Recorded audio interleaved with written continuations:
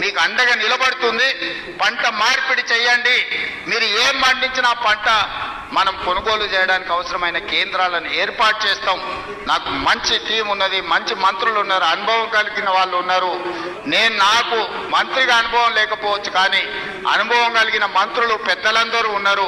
వాళ్ళందరి సహకారంతో ఒక మంచి పరిపాలన అందించి తెలంగాణ రాష్ట్రం దేశానికి ఆదర్శంగా నిలబడే విధంగా తెలంగాణ రాష్ట్రం ఈ దేశంలోనే మొదటి స్థానంగా ఉండే రాష్ట్రంగా తీర్చిదిద్దే బాధ్యత తీసుకుంటాం. ఎవరు ఎన్ని గోల పెట్టినా, ధర్నాలు చేసినా, రోడ్డు మీద బండి తొల్లినా, తొడుక్కున్న బట్టలు చించుకున్నా 10 ఏళ్ళు మన ప్రభుత్వమే ఉంటుంది. నేను ఈ మాట చెప్పదలుచుకున్నా.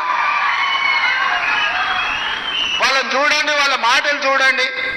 అసూయ, అక్కసు, కడుపు నిండా విషం కనిపిస్తుంది, అహంభావం కనిపిస్తుంది, బల్పు కనిపిస్తుంది మాటలలో. చూడండి, టీవీ ముందర మాట్లాడేటప్పుడు